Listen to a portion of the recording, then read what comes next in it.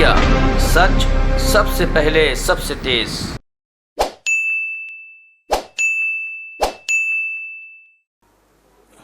नमस्कार साथियों, आज सारा देश देख रहा है 24 नंबर अकबर रोड के सामने, 10 जनपद के सामने, 12 तुगलक लेन के सामने किस तरीके से दिल्ली पुलिस और अन्य सुरक्षा बल हमारे पार्टी हेडक्वार्टर्स, सोनिया गांधी जी की रेजिडेंस और राहुल गांधी जी के मकान को भी घेर लिया है।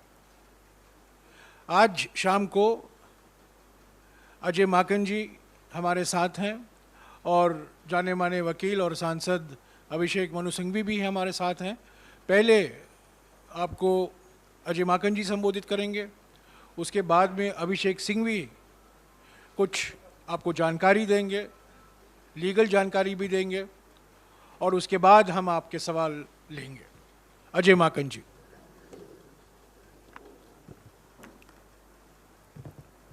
साथियों, आप सब लोगों का स्वागत है। गत शनिवार को एआईसीसी की तरफ से एक सर्कुलर इशू किया गया कि 5 अगस्त को शुक्रवार के दिन हम लोग देशव्यापी आंदोलन करेंगे महंगाई, बेरोजगारी और खाद्य पदार्थों के ऊपर जीएसटी के खिलाफ। और उसके अलग अलग तरीके से करने के लिए जो सर्कुलर में आदेश एआईसीसी की तरफ से दिए गए, प्रदेश स्तर के ऊपर राज्य भवनों के ऊपर प्रदर्शन, राष्ट्रीय स्तर के ऊपर मेंबर्स ऑफ पार्लियामेंट राष्ट्रपति जी के राष्ट्रपति भवन जाएंगे और एआईसीसी की तरफ से कांग्रेस कार्यकर्ता प्रधानमंत्री निवास पर प्रदर्शन करेंगे।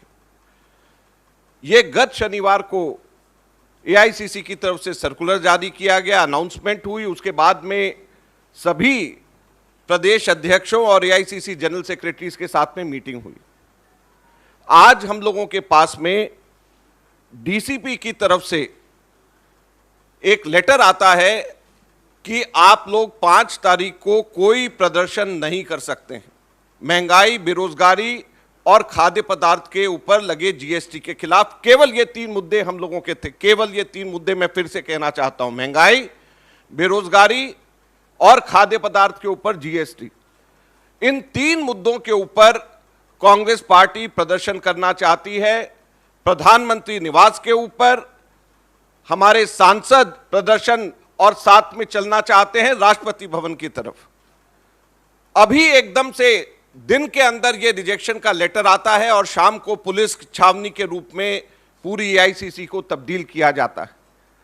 आज कांग्रेस पार्टी की तरफ से हम इस सरकार को कहना चाहते हैं कि आप जितना मर्जी दबाव की नीति अपना लें, महंगाई, बेरोजगारी और खाद्य पदार्थ के ऊपर लगे जीएसटी, इनके ऊपर कांग्रेस पार्टी आंदोलन करती रहेगी। हम पीछे हटने वाले नहीं हैं, चाहे जितना मर्जी दबाव डाल लें। आज एकदम से पुलिस, एकदम से अफरा तफरी का माहौल, 10 जनपद, 12 तुगलक लेन, किस लिए? केवल इस वजह से कि हमारे ऊपर दबाव डाला जाए कि हम महंगाई, बेरोजगारी और खाद्य पदार्थ के ऊपर, जीएसटी के ऊपर हम लोग आगे दबाव और प्रदर्शन और जनता के मुद्दे ना उठाएं। और दूसरी तरफ इस पूरे के पूरे नैरेटिव को चेंज करने की कोशिश है कि कांग्रेस पार्टी इन मुद्दों के लिए नहीं बल्कि किसी और मुद्दे के ऊपर प्रदर्शन कर रही है, इसके अलावा और कुछ नहीं है। क्योंकि कोई प्रोवोकेशन नहीं है, कोई भी ऐसा कार्य नहीं है जिसकी वजह से एकदम से पुलिस को, एकदम से केंद्र सरकार को कुछ करना पड़े, सिवाय इसके कि 5 तारीख को, 5 अगस्त को हम लोगों ने प्रधानमंत्री निवास के ऊपर महंगाई, बेरोजगारी और खाद्य पदार्थ के ऊपर, जीएसटी के ऊपर हम लोगों ने प्रदर्शन का कार्यक्रम रखा है। तो मैं इससे पहले कि अभिषेक सिंघवी जी बोले, मैं फिर से दोहराना चाहता हूं कि कांग्रेस पार्टी ऐसी दबाव के अंदर आने वाली नहीं है। हमारा राष्ट्रव्यापी प्रदर्शन, आंदोलन महंगाई और बेरोजगारी के खिलाफ रहेगा और प्रधानमंत्री आवास तक के, राष्ट्रपति भवन तक जो हमारा कार्यक्रम है उसको हम करेंगे, चाहे हमें उठा करके जेलों के अंदर क्यों ना डाल दिया जाए। धन्यवाद। शुक्रिया अजय माकन जी। अभिषेक सिंघवी जी।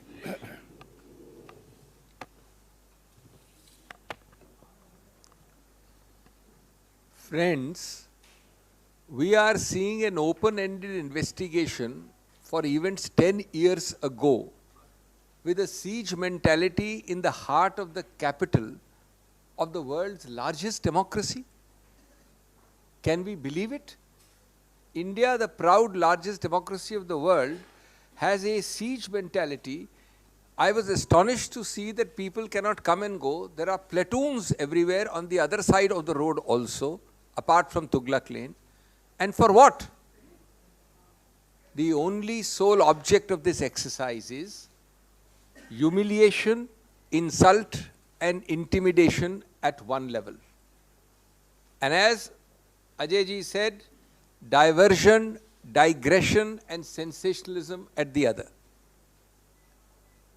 बहकाना चाहते हैं आपको, बरगलाना चाहते हैं कि आपकी अखबारों की और चैनल्स की सुर्खियों में बेरोजगारी की बात ना हो, महंगाई की बात ना हो, बात हो इस प्रकार से पुलिस आ गई, इस प्रकार से घेराबंदी हो गई, इस प्रकार से हमने डेमोन्स्ट्रेशन नहीं होने दिया, इत्यादि इत्यादि.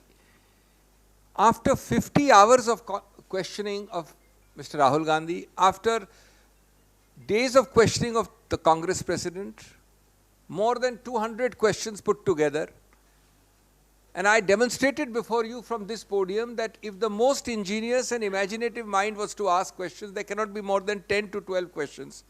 And if you ask the same question in 5 different ways, there can't be more than 60 to 70 questions.